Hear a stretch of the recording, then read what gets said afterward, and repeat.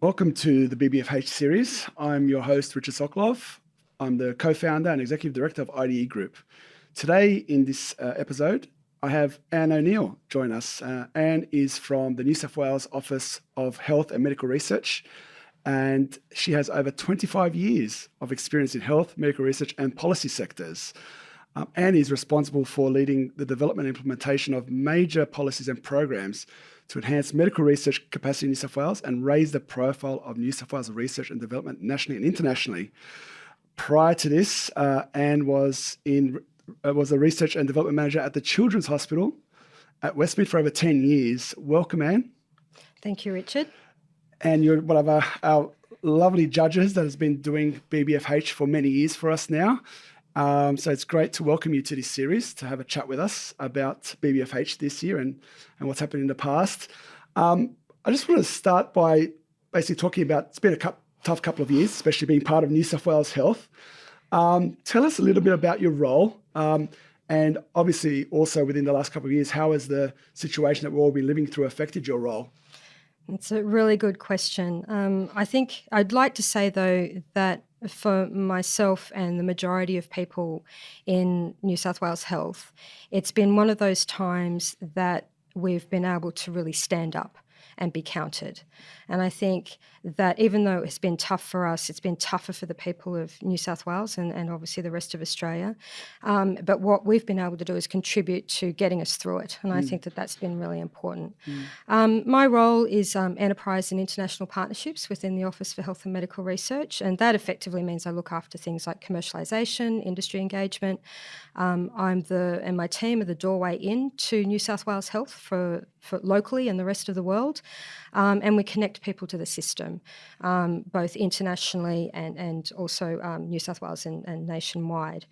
In terms of where my role and how it was affected, I think that it really put to the fore the importance of engagement and navigation within health, because for a lot of people it's a big black box and it can be really confusing. And the way it's structured is actually quite elegant when you think about it in terms of a small central core and then everything else is distributed out to the districts. But if you don't know that, it can look very confusing. So how my role changed was really to make sure that we were a clear doorway in. So when the pandemic hit, what happened was that we became a triage service for all of the hundreds of inquiries that came in regarding, we have PPE, we have this technology, we have this diagnostic, we want to run this clinical trial. If you just give us this much money, we'd be able to do X, Y, Z. So the frontline services, of which I was not part of them, so the direct COVID response teams were huge. They were the public health response and they also ran the communications. And I think we all saw that through the pandemic, where the chief health officers all around Australia, who you probably never knew before, all were in front of, very famous. became very, very famous. Yeah. And yes, there was some, hiccups along the way, but as a country and as a state, I think we've done incredibly well compared to equivalent countries and states. So what we did was take the pressure off those COVID teams to deal with industry, to deal with universities, to deal with medical research institutes, to deal with individuals that felt that they could help the response but weren't directly related to it. And that was an important role. The other role that we played was to be an intelligence service for the rest of government. Okay. Particularly regarding, we have intimate knowledge of the companies that we've funded, and we will talk about the Medical Devices Fund. Yep, absolutely. But those companies that we've supported and nurtured along the way, we got early intelligence about what the impact was going to be, because they were on the lookout in a way that government, I think, was a little slow to appreciate. And so what we were able to do without prejudice was to go out to our companies and say, what's happening? What's going on with you? What are you planning to do? How hard are you going to be impacted? And what should we be telling the rest of government about you? And we did that and was able to inform some of the responses for particularly industry throughout the worst of the pandemic and into the recovery period. Because it's really unique about your role, and why we love that you're part of BBFH is that you give this unique, I think you described as this black box, this portal into this black box being public health. And not many people really sort of understand that. They think, they've got a great idea. I'm going to go and all the hospitals will love it. Yeah. I can imagine during COVID, people were pouring in with these sorts of things because they saw the urgency of the situation that was unfolding. What do people not realise when they sort of and companies not realise when they have to deal with this, let's call it public health, which is this sort of name for all sorts of things. But what do they sort of miss when they sort of try to make a positive impact on public health? What do they miss?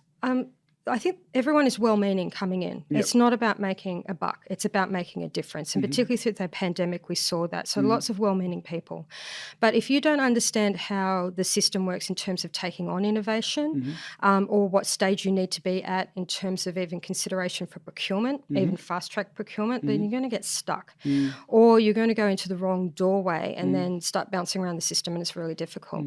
I think the other thing too, that people believe that if they approach health with a great idea, that we've never seen a good idea ever.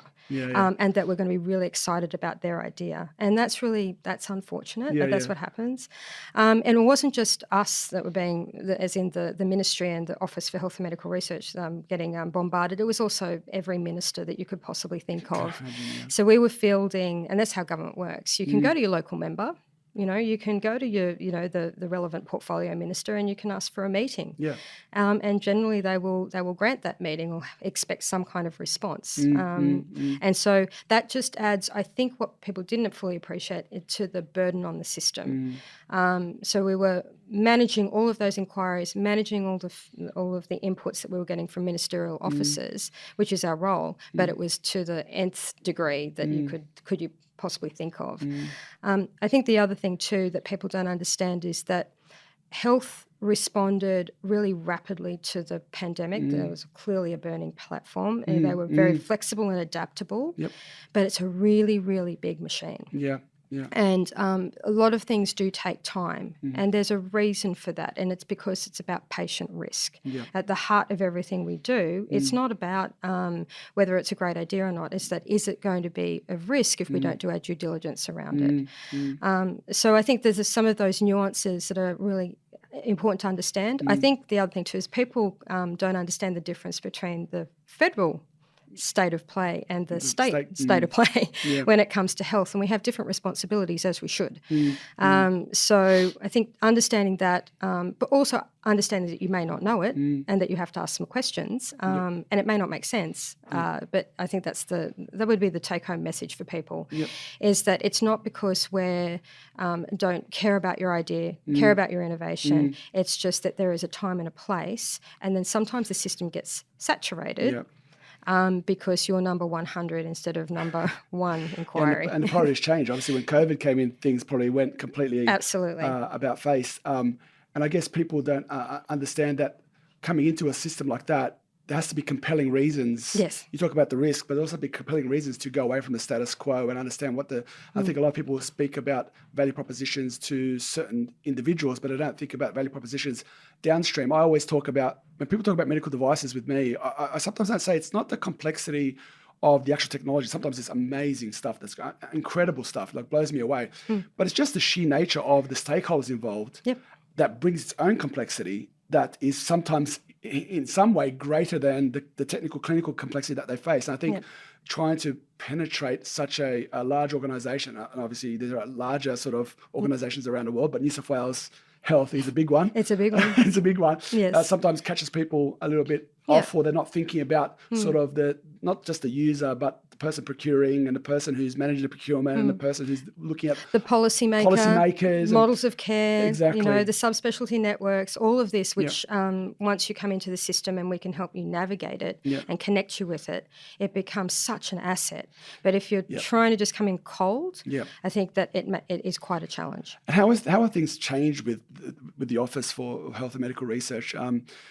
Through your time being there, we talked about the pandemic, but obviously when you started, things were a bit different. We'll talk a little bit more about some of the great initiatives you've personally been involved in, but how has it sort of changed so far since when you began to where we are today?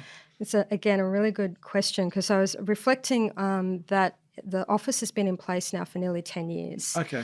And I've been part of the office for all of that time.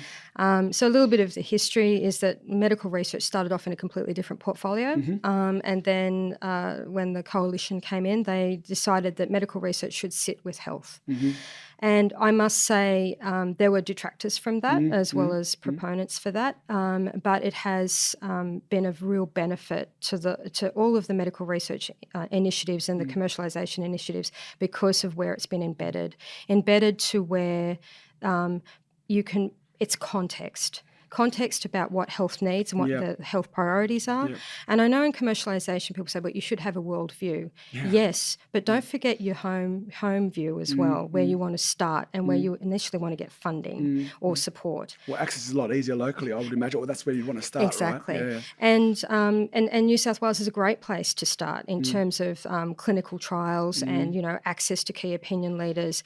I think we often don't I think people don't quite understand just how incredibly rich our R&D ecosystem is here. Yeah, I'll second that. And we defer to other jurisdictions, both locally, nationally, and internationally. And we don't fully appreciate the wealth of key opinion leaders, services, the health system itself, the support programs that we have right here in our own backyard that people could leverage more. And we as in government, I think, needs to do a much better job of profiling the wonderful things that New South Wales has, so that people go, oh yes, well I don't have to go here, it's all here. Absolutely. And I think that's what we connect to. So when we started 10 years ago, I must say there was like 2.5 people in the office. I was one of Is them. that all? Yeah, okay. 2.5. We've now grown to over 30. We started with a budget of less than 20 million per annum. We now manage over 100 and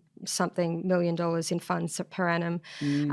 And that's because I think we've just gone from strength to strength about embedding those initiatives within a highly integrated health system, understanding that we are not the solution to all problems, but that we shouldn't be an obstacle to solutions either. Yeah, you're this sort of beautiful sort of connecting vehicle, right? And I just spoke with one of our previous guests about it's really a people business. I mean, as much as it is a technical and a clinical business and talking about biology and all types of treatments, we're also talking about connecting people. And I think that's where you all come in very, very strongly. I just want to go down and talk a little bit about you. And we talked about research, and you've been in research or the translation of it now for quite some time. My whole career. Why are you so passionate? Because every time I've had a drink with you or had a chat, you're so passionate about it. You really stand up for it, especially about our state and Australia as well. When I've spoken to you about your overseas roles and promoting New South Wales as a destination internationally. What is it?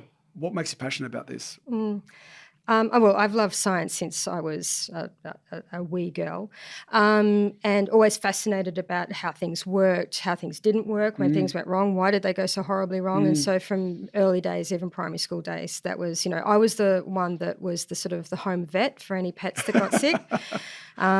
Sometimes good, sometimes not so good. Not good with fish. But for me, it's about the fact that medical research and medicine, it's the human face of science. And I think it's really relatable and everybody can relate to that and everyone can get, I think, excited about it when it goes right and when we have wins. And then when we don't have wins, why aren't we having wins?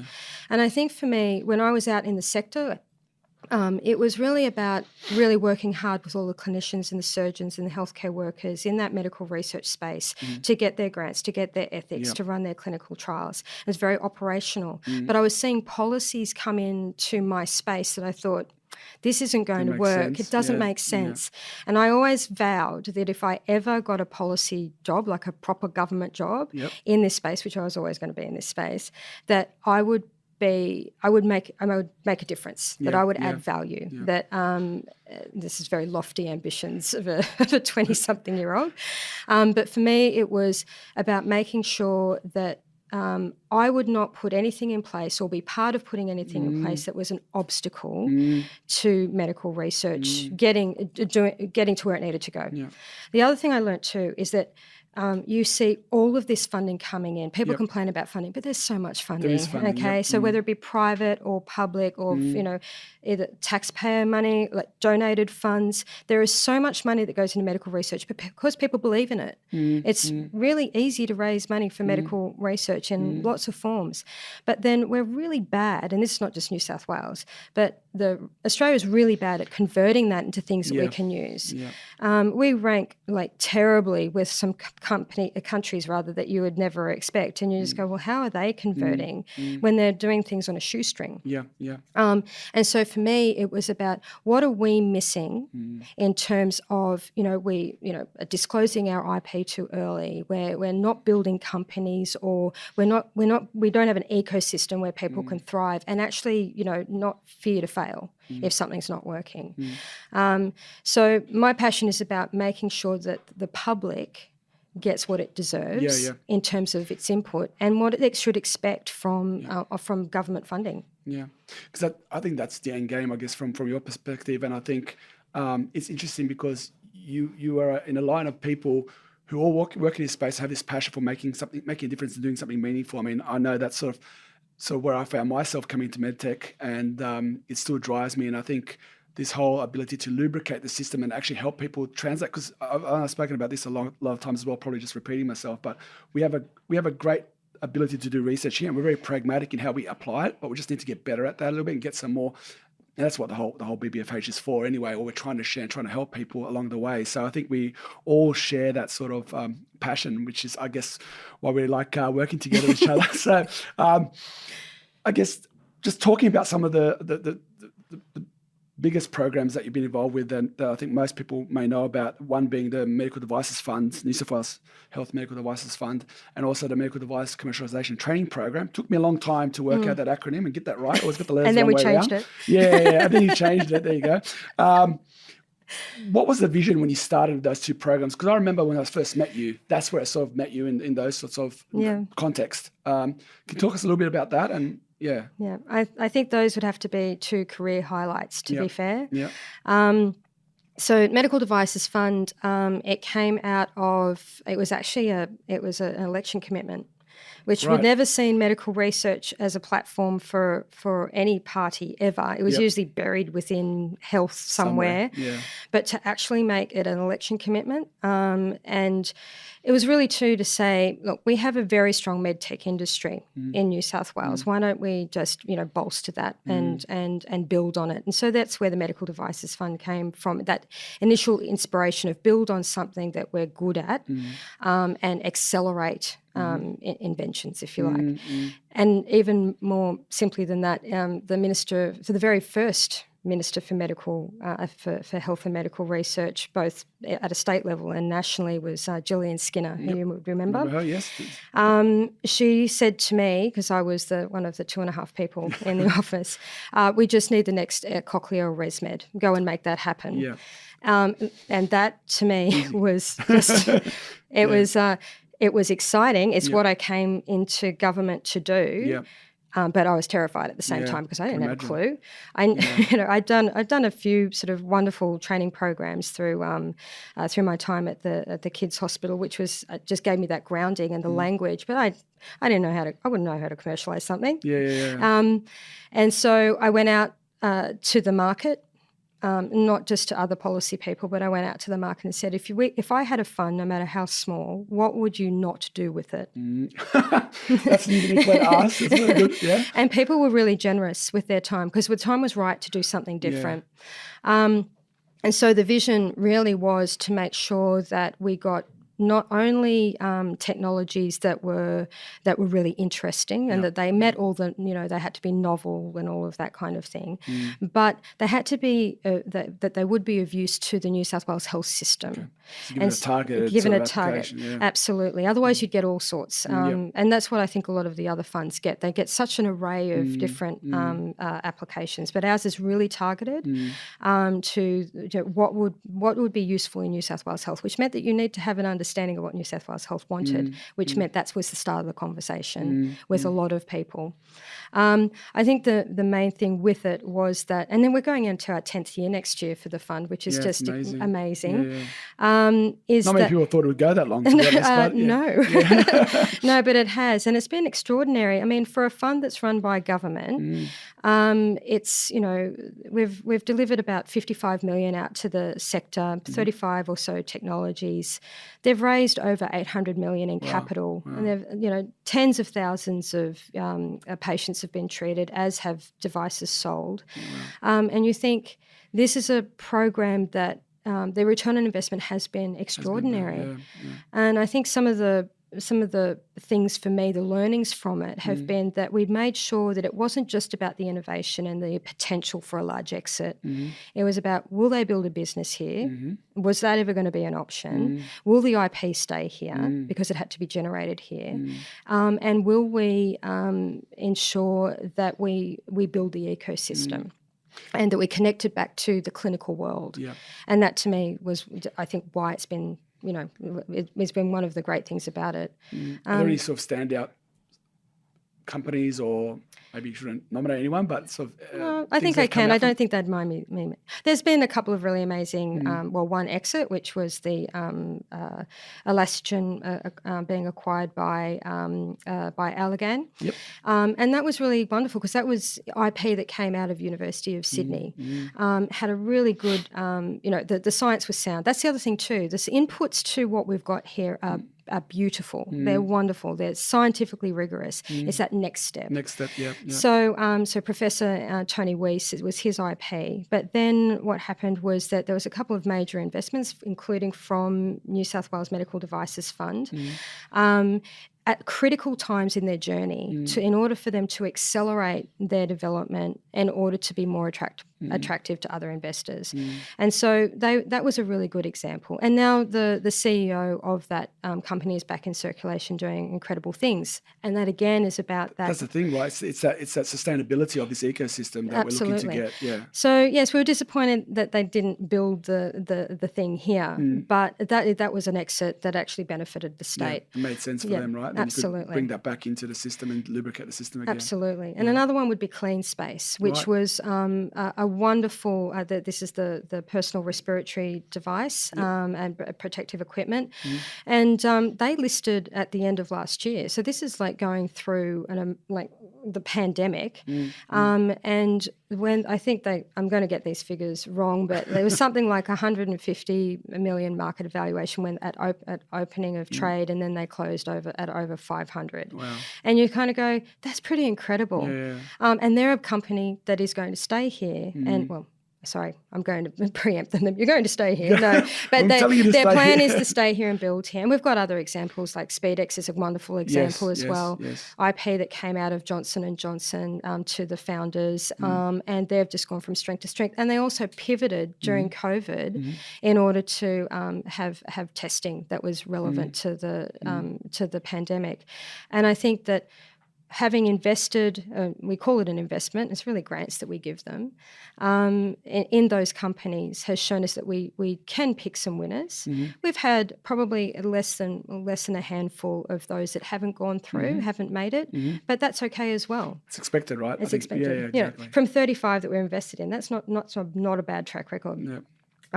So in terms of the commercialisation training program, that actually came out of the Medical Devices Fund. That's right. That's right. Because you're preparing the people to actually take that journey in those groups.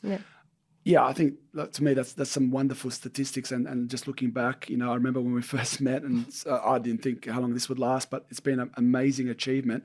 And you've been with us on BBFH for 6 years. So in our little corner of the ocean, where do you think BBFH fits in the landscape of all these other efforts? So, you talk about the big program. So we've got this little program which we're trying to help basically go in the same direction. Where do you think it fits, and what do you like about being part of BBFH? Can I say that when you launched it, it was inspired that it was part of Vivid? Yes. Yeah, because I think most people think of Vivid as, music, colour, light, some artsy stuff, but not like this sort of really heavy. We're talking science, medtech, commercialisation. And I just remember the first crowd I was blown away. It was quite big, wasn't it? It was huge. I don't think you expected it either. Yeah. But what I liked about it gave a platform for people to present their ideas to a completely different audience. And you don't know that those people that have, that come for the art and music and not sitting there and could be a major investor or someone that might want to be, a CEO of the company. And so that broader audience reach than the ones that we normally get in front of, I think that's incredible. I think also too, the fact that they get to receive some pretty hard feedback on their journey. I was going to say, you like to provide some stern feedback. Oh, so do you. Don't even. That really tough feedback that they have to hear if they're going to make it through to actually get up in front of an audience. And then it's not just the money, like the funds that they're awarded if they're successful. I mean, it's a wonderful, wonderful injection. But for me, it's more about the fact that they get embedded in a group that knows what it's doing, that's done it before, that you're entrepreneurial, that you're surrounded by the right technical people as well as people that are really passionate in this space. And sort of you nurture them along that journey that I don't think they'd get that anywhere else. Yeah, and I think, again, it comes back to this connection, sharing a common vision and help guiding each other, through this maze of uncertainty when it comes to trying to start something up and get it to market. So what are if you were to, so people are listening to this who are hopefully thinking about entering, what would you say to them? What advice would you give to them in terms of not just for BBFH, but also on their journey to try to get commercialised medtech or health tech? What advice would you give them? I think you've seen a lot of them. I've seen a lot of them. Some really lovely experiences, some not so lovely. Because that's the space we're in, right? Yep, correct. I think there's three things. The first thing I would say is to be open. Yeah. To be open and vulnerable that your baby might be ugly, right? And that you need to sort of like take that on as part of the journey. Yeah. And that's okay. It's not personal. It's about setting you up for success. I think the second thing is to be humble. Yep. To receive feedback, to take it on the chin if you don't agree with it necessarily. And you don't necessarily have to take on that feedback if you really, really believe it should be going another direction. But certainly be humble enough to appreciate that there are other points of view out there and that you don't know everything. Yeah. Right? Yeah. I would also, as a caveat to that point, always do your due diligence around that guidance that you're receiving. Because not everybody is the right fit or the right person for you. Or understand where you are. Or understand where you are. Exactly. And I think the very last thing, and I think we've all realised this through the last couple of years, is be persistent. Just really be tenacious, be persistent. If this is the baby you want to go with, then, or if it's the journey that you want to go in, and you may have to pivot and you may have to take up a different pathway, then just stick to it, because overnight successes are very rarely overnight. Correct. And it's interesting that your comment about the pivot, because people think that what they bring to BBFH is going to be what they ultimately commercialise. Some do, but a lot of the time it's a slight deviation or a great deviation from what they have. And there's good reasons for that. If you get the right input, the right feedback, the right push, you'll find a home for it where it actually is compelling and makes a difference to like New South Wales Health and other sort of ecosystems like that, be it private or public. We're probably going to wrap up because I'm really enjoying this. I'm probably going to wrap up. Just on that, before we wrap up, just tell me a little bit about what your hopes are for the next coming year. We've been through this, we're still going through, I guess, this pandemic, but we're sort of on a different sort of time with it now. Looking forward for health and medical research, what are you hopeful for in the next year or two for it here in New South Wales?